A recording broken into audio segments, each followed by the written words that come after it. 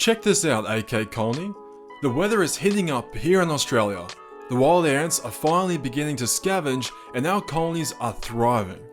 In this episode of The Ant Keeper, we look at what some of our colonies have been up to, and I announce the winner of our 3,000 subscriber competition. But first, welcome to another episode of The Ant Keeper, where I upload about all things ant related. If you find yourself enjoying this video, then subscribe and join the AK Colony. Your support really helps me out and I really appreciate it. What can you see?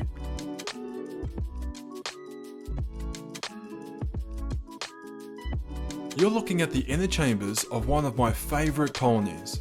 This colony is currently experiencing a population explosion after about 12 months of very gradual growth. This queen is actually the second ever queen I got my hands on. These tiny red ants are called Pheidole, a genus of ants that lives all over the world, famous for something truly special. In fact, something so special, I had to wait an entire year to experience this for the first time. Finally, I can tick this off my ant keeping bucket list. You see, this ant is world famous for something pretty neat. Like most other ants, they have a queen, brood and workers, but they also have something else. These giant soldiers that march around the colony, protecting them from danger and looking pretty cool. Finally, this colony has begun to produce soldiers. I've been waiting a whole year, and this feels like such a long time to wait. And to be honest, I probably didn't have to wait this long. I haven't been rushing this colony. You see, they're super common where I live, and I've been happy feeding them slowly and keeping the colony off the heat cord. Thinking about it now, this is the third test tube I've housed this colony in, and probably the last, once the water reservoir dries out again. Then, it'll be time to move these tiny creatures into a bigger home. In my last video, I announced a competition for this channel celebrating 3,000 subscribers. I asked you to tell me in the comment section, where are you from? Like, what country or town are you from? You see, I asked that question for a reason. YouTube Analytics tells me a lot about the people who watch my videos, and it says that they are from all around the world, and I wanted to see just how many countries is everyone from. Thinking about it, one of my favourite parts about doing these giveaways is reading through all the answers to the question I throw at you all, and this video certainly was no disappointment. I cannot believe how widespread everyone is around the world. So before I announce the winner, let's see where everyone lives. Some of the AK Colony wrote what country they live in, and some are more specific as to what state or town they lived in. Listen to see if I read out your answer. Some of the places where people live are 29 people said they were from Australia, and some are more specific as to what state they lived in. 5 from Melbourne, 5 from Queensland, 5 from Sydney, 1 from Perth, 1 from Western Australia, 1 from Brisbane, 2 from South Australia, 1 from Canberra. That is all of the states and territories of Australia but 1, the Northern Territory. 2 from New Zealand, 5 from Singapore, 2 from Greece, 2 from Ireland, 11 from the UK, 1 from Spain, 6 said they were from England, 1 from Scotland, 1 from London, 1 from Wales, 1 from Israel, 1 from Vienna, 1 from Sweden, 3 from France, 1 from Serbia, 1 from Portugal, 2 from Denmark, 2 from Italy, 3 from Hungary, 11 from Germany, 4 from Canada, 1 from Alberta, 1 from Quebec, 3 from the Philippines, 1 from Indonesia, 1 from Vietnam, 5 from South Africa, 1 from Rwanda, 1 from Nova Scotia, 1 from Estonia, and 1 from Nigeria.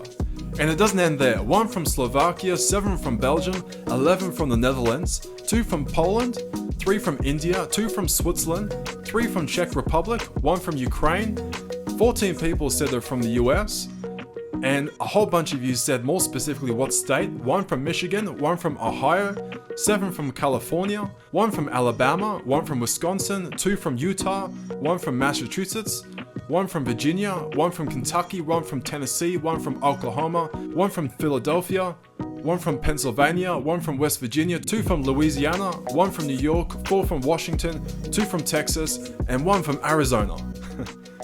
This is every continent in the world except Antarctica and covers over 35 countries. How cool is that? Thank you everyone for entering where you live. This was so much fun to write and so much fun to share with you all. With so many entries, it's difficult to identify the winner, but there can only be one winner.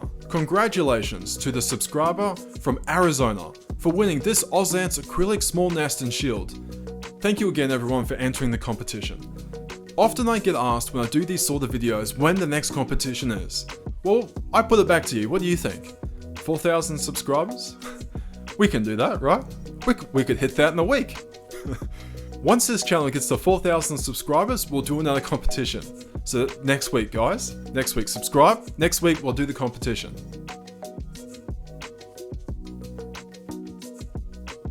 Perhaps my favourite queen in our collection is no longer the Phytole antipodum. It's been over 2 months since I last gave you an update on how she's going, and I can tell you a lot has changed. For she now has a colony of her own. In the last video, I asked you whether we should heat this queen or not. And surprisingly, the comments from you were pretty split, 50% yes, 50% no. So stumped on what to do, I did more of my own research and came up with nothing. I was pretty stuck on what to do, so instead I compromised and have been keeping this queen near a heat cord so she's warmer than most in our collection, but not too hot. Luckily she has done extremely well, and her brood pile has expanded alongside her first, second, and third generation of workers are now getting around. Although growing this colony certainly hasn't been without its trials. I've been experiencing a problem I just can't quite figure out, and I would love your input. I can't figure out what sugary food source to feed them. Let's go through the options and let me explain. First we have my standard go-to, honey. Any size honey droplet is too big and the workers get stuck in it since they're so small. The honey droplet acts like a glue trap that sucks the tiny ants in. In the rare occasion where honey is just not working for our other tiny colonies, I have tried fruit like an apple piece, or even water mixed with sugar in the water reservoir, although neither of those options worked either. The water sugar mix when heated, even slightly, goes moldy fairly quickly. Far too quickly to be moving this colony from one test tube into another without stressing the colony too much or risking losing the lives of those who reside in the test tube. Likewise, the fruit piece leaks water and that mixes with the waste products of the ants. Then that creates a biological wasteland almost overnight. Bearing in mind this colony is under some heat, so this speeds up the mold growth. Since none of those other options worked, I tried something new. So I bought myself a block of solid palm sugar, but the palm sugar just melted.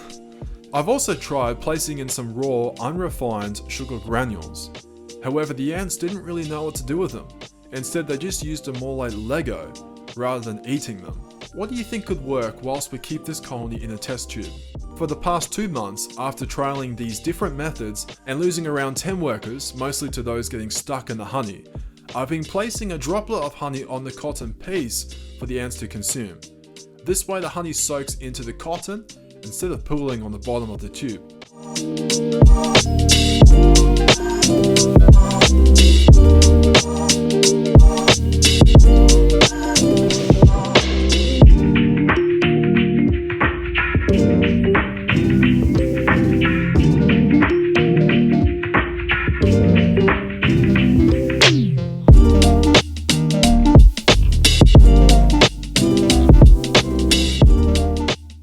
Lastly, I wanted to give you all a quick update on how one of our colonies is going.